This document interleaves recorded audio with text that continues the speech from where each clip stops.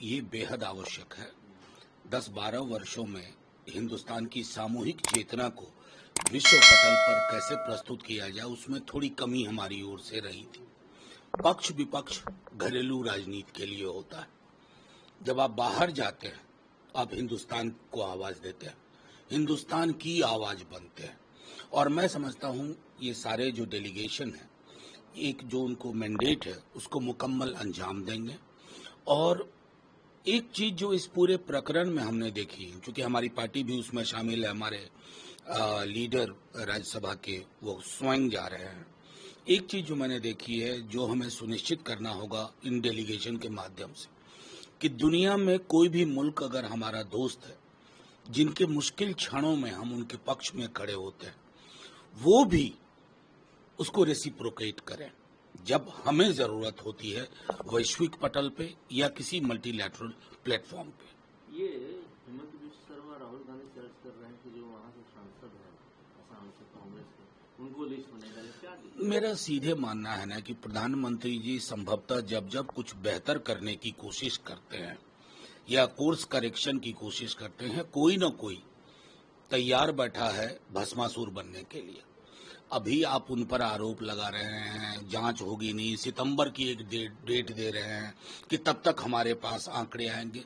अभी देश जिस संकट से गुजर रहा, मैं कहता हूं, क्योंकि पहलगाम की दहशतगर्दी सिर्फ नहीं थी, नफरत बोने की साजिश थी, और यहां की मिट्टी ने उसको नाकामयाब कर दिया। पूरा ये प्रकरण, अगर मैं कहूं डेलीगेशन चुनने का, इसमें अगर गुडविल मिशन है ना, इसकी बनावट में भी एक गुडविल होना चाहिए था, इसकी बुनावट में भी एक गुडविल होना चाहिए था, जिसका अभाव दिखा। लेकिन फिर भी मेरी शुभकामनाएं हमारे दल की ओर से देता हूं। सवाल सत्ता विपक्ष का नहीं है, सवाल देश का है। जयराम रमेश शशि थरूर के बीच में क्या चल रहा है? देखिए, मैं समझता हूं कि कई सारी चीजें, इसलिए मैंने कहा बस एक ही पंक्ति में मैं इस बात को समेटूंगा कि जब देश में इस तरह का माहौल हो, तो जो सत्ता पक्ष है ना, जो मैं दोहरा रहा हूं कि अगर आप गुडविल मिशन और डेलीगेशन भेज रहे हैं, तो उसकी बनावट में भी गुडविल परिलक्षित होना चाहिए था। ये सारी चीजें कॉन्फिडेंस में एक टेबल पर बैठ के हो सकती थी, बाहर बयानबाजियों करके। क्या हो रहा है ना कि गुडविल मिशन जाने से पूर्व ही इसके निर्माण को लेकर के जो चर्चाएं हो रही हैं, वो मैं समझता हूं नहीं होनी चाहिए थी। ऐसी अगर कोशिश की जाती तो बेहतर होता। कल अमित शाह गांधीनगर में थे, उन्होंने कहा कि ये बेहद आवश्यक है।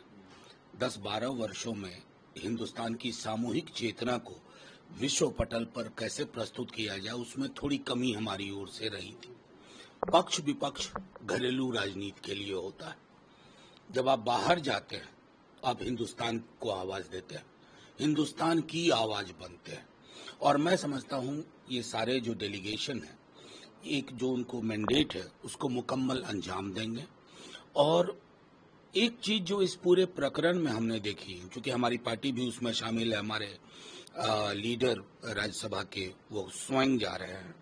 एक चीज जो मैंने देखी है, जो हमें सुनिश्चित करना होगा इन डेलीगेशन के माध्यम से, कि दुनिया में कोई भी मुल्क अगर हमारा दोस्त है, जिनके मुश्किल क्षणों में हम उनके पक्ष में खड़े होते हैं, वो भी उसको रेसिप्रोकेट करें जब हमें जरूरत होती है, वैश्विक पटल पे या किसी मल्टीलैटरल प्लेटफॉर्म पे। ये हेमंत बिश्व। अगर आप ये वीडियो YouTube पर देख रहे हैं तो हमारे चैनल को सब्सक्राइब कर बेल आइकन दबाएं, और Facebook पर देख रहे हैं तो हमारे पेज को लाइक करें।